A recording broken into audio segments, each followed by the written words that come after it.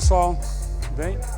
Bom, que responsabilidade, depois da aula que a Sibeli e a Su passaram, fazer o fechamento vai ser um pouco difícil, mas conto com o apoio de vocês aí para a gente fazer isso um pouco mais fácil. Bom, vamos lá. Vou começar falando um pouco de mim.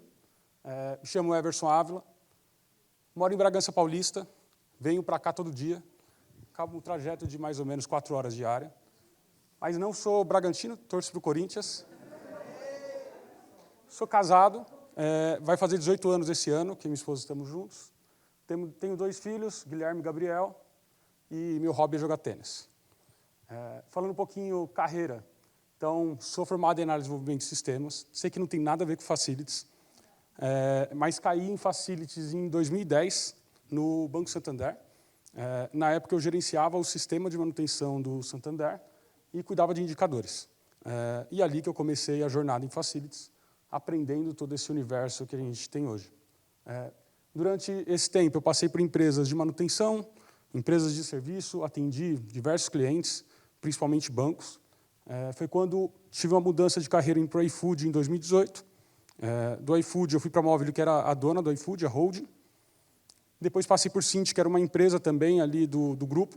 Foi quando eu transformei a carreira para cuidar também de RH. Então, da Cint em diante, eu passei a cuidar principalmente de RH.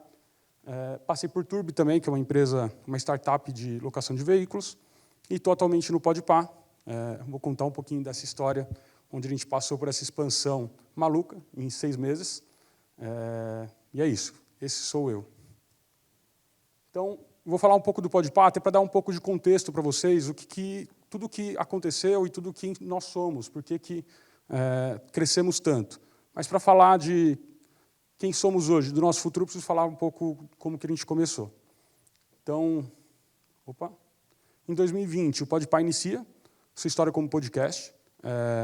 Ali o MesaCast, que a gente chama, com o Igão e com o Mítico. Em 2022, nós nos tornamos o maior podcast do Brasil e no país que mais consome podcast no mundo.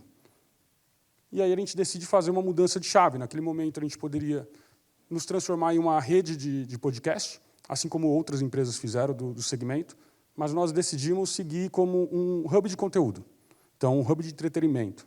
E a gente cria ali outros canais dentro do nosso hub.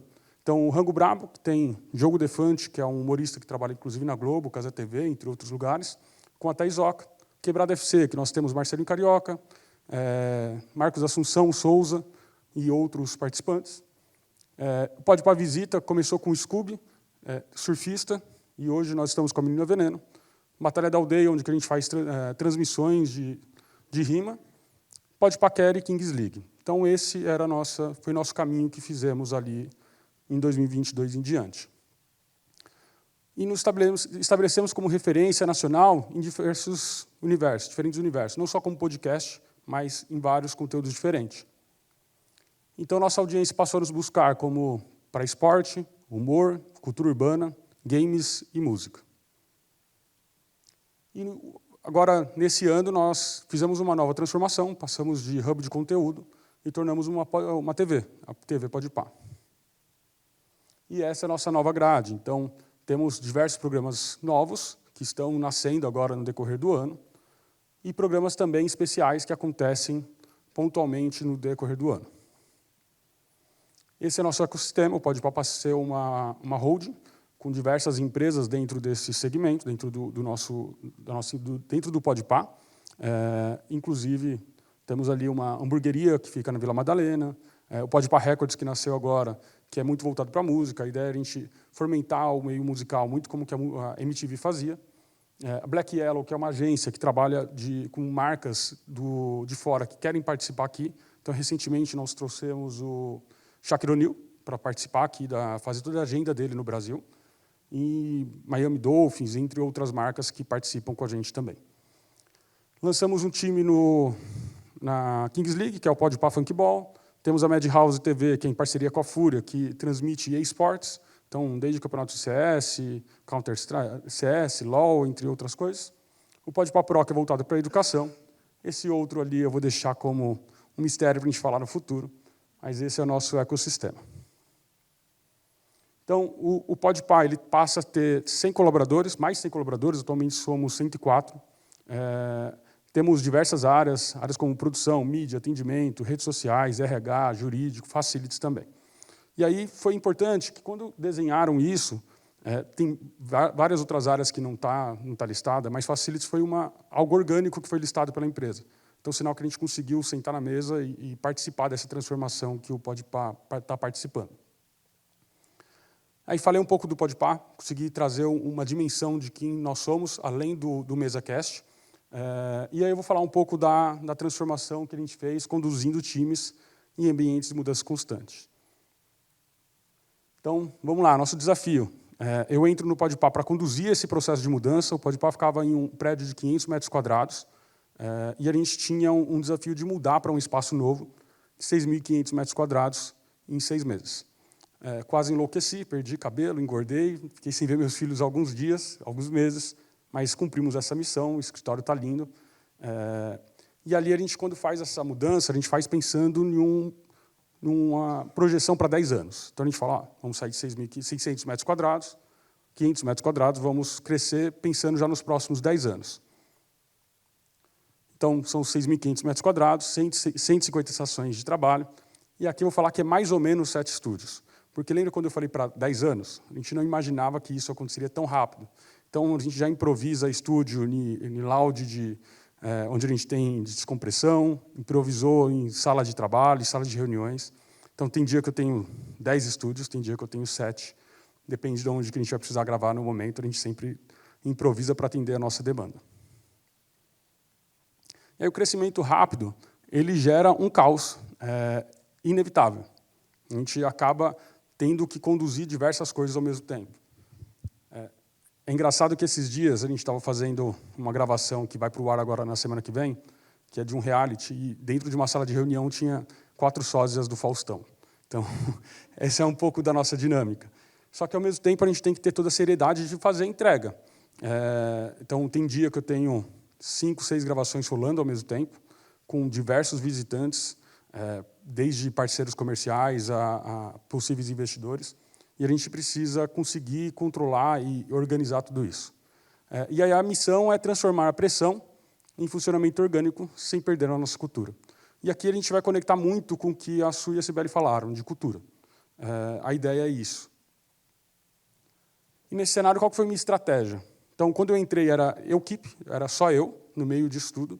Hoje, minha equipe tem mais ou menos 20 pessoas, estamos crescendo. Então, desde RH a portaria, limpeza, profissionais de facilities. E aí, primeiro, a gente cuida das pessoas que fazem a engrenagem funcionar. Então, eu costumo falar para o meu time que meu papel é cuidar deles, para que eles cuidem do resto conforme, com bastante qualidade e com a excelência que a gente precisa. E criar processos claros, definindo papéis e responsabilidades. Então, aqui a gente tem, quando eu falo de criar papéis e responsabilidades, a gente tem isso dentro do nosso time. Eu tenho o meu time de recepção, que tem o hora a hora do que eles precisam fazer. Meu time de limpeza também, manutenção também. Mas eu tenho outras áreas que cruzam nossas atividades. Então, o que é responsabilidade de produção quando alguma coisa acontece e o que é responsabilidade de facilities. Esse caminho se cruza o tempo inteiro. Isso a gente precisa definir melhor esses papéis e responsabilidades, mas dentro da área de facilities a gente tem clareza do que a gente precisa fazer. E aí eu trago como inspiração um livro, que não sei se todos tiveram oportunidade de ler, mas eu indico muito, que é O Lado Difícil das Situações Difíceis. O autor ele dedica um capítulo inteiro para falar sobre esse tema, e ele fala, cuide das pessoas, dos produtos e dos lucros, nessa ordem. E aí, quando a gente fala de cuidar de pessoas, pode ser algo muito genérico, pode ser muito, tipo, como que eu cuido das pessoas? Eu preciso passar a mão na cabeça delas, eu preciso ser unânime entre o meu time. E não é isso. Quando a gente fala de cuidar das pessoas, a gente tem rituais. Então, eu tenho um ritual semanal com o meu time, onde a gente fala sobre o que está acontecendo, sobre o que a gente precisa fazer e como que as atividades deles se enquadram no restante da operação do Podpah. Treinamentos constantes. Então, desde como que a gente vai fazer um tipo de café especial que a gente fornece, a treinamentos de manutenção, treinamentos de rotina e método. Então, como que a gente vai trabalhar ali no dia a dia. E aí é uma frase de efeito, junto com para trazer esse ponto, líderes não cuidam de resultados, líderes cuidam de pessoas, e pessoas geram resultados. Então, o meu papel é cuidar do meu time para que eles gerem resultados com qualidade e para que eles sintam confiança em tomar decisões no dia a dia. E aí é o limite do processo. O meu papel, muito como líder, é treinar meu time para que eles tomem decisões o dia inteiro. Nem todo tempo eu consigo estar com eles, não consigo estar próximo para que a gente tome decisões juntos. Então, quando eu falo treinar para tomar decisões, todo dia eles vão tomar decisões certas e erradas. E quando eles tomam errada, como que a gente vai lidar com isso? Como que a gente treina para que ele tome uma decisão correta na próxima vez? E o mais alinhada com o que eu tomaria, ou mais alinhada com o que a empresa espera. Esse eu acho que é o maior desafio, porque é uma coisa fácil a gente falar para um gestor, um analista sênior, mas muitas vezes quem tem que tomar decisão é a minha faxineira, é a minha equipe de limpeza, minha equipe de manutenção, minha portaria, porque tem o limite do processo. Então, o processo ele fala o que o time tem que fazer, quando fazer e como decidir. Mas o processo resolve a rotina. Mas e quando não temos a resposta no manual? Quando não tem a resposta no processo? Então, tem um exemplo engraçado. Nós temos uma regra que somente talentos, ou artistas e diretores podem parar o estacionamento do nosso prédio. E alguns dias a gente tem muita gravação, o estacionamento fica lotado, a recepção me chama e fala, olha, estamos sem vaga de garagem. Tá, mas o que aconteceu? Não, tá aqui, parou essa pessoa e o Marcelinho Carioca veio com uma pessoa e pediu para ele parar aqui. Eu falei, mas não pode. Falei, mas como que eu falo não para o Marcelinho Carioca? Eu também não saberia falar não para o Marcelinho Carioca. E aí é o ponto que a gente tem que treinar para tomar uma decisão melhor. Como que a gente lida nessa situação?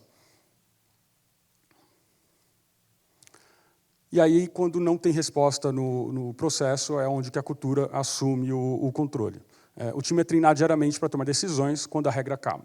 Então, quando a gente não tem escrito, não está claro o que eles têm que fazer, eu incentivo para que eles tomem decisões, encorajo, e quando a decisão não é certa, a gente explica por que não é certo, explica por que a gente precisa tomar uma decisão diferente, e aí a gente consegue instruí-los e treiná-los cada vez melhor para isso. Eu trouxe 2 exemplos que acho que quem trabalha na área de facility sabe, a maior dificuldade é conseguir encorajar time, ter time engajados, principalmente em manutenção, limpeza, entre outras pontas. Mas a gente conseguiu alguns exemplos claros de como isso tem trazido resultado para a gente. Então, teve um dia que eu tenho 2 pessoas de Copa que são funcionárias mesmo do Podpah, estão conosco há muito tempo. Eu sei que isso não é uma boa prática na área de facilities, mas é como funcionou bem para a gente ali. Os demais times de limpeza são terceirizados. E elas servem café ali para o time da diretoria, para convidados, quando a gente traz alguma marca para negociar, e prepara todo o catering dos convidados, dos artistas. Durante o dia, a gente ficou sabendo que uma das pessoas estava no dia atestado, então tem uma pessoa que fica de manhã e outra, período da tarde para a noite. A gente teve que improvisar ali, tem um time time pequeno. Bom, organizamos, tocamos a vida, quando vai 7 horas da noite eu subo para verificar como está, e minha profissional de limpeza está lá, uma das líderes, fala, cara, o que você está fazendo aqui ainda? Eu falo, não, ela está de atestado, eu preciso estar aqui para cobrir. Eu falei, não, mas hoje não tem nenhuma demanda, está tudo bem. Eu falo, não, você sempre fala que um ajuda o outro, hoje é minha vez de te ajudar, fiquei aqui por conta própria. E isso não, acho que todos sabem que não é uma coisa fácil de conseguir e de tomada de decisão autônoma por eles próprios. Então, ela ficou a semana toda nos ajudando nisso. Logo em seguida, a gente compensou, dando folga, para que ela conseguisse descansar nos dias que a gente conseguia. Mas foi algo que a gente conseguiu de forma orgânica, sem a gente precisar implorar para a pessoa ficar. E ali teve um outro episódio também, onde a gente precisou improvisar de um dia para o outro um estúdio.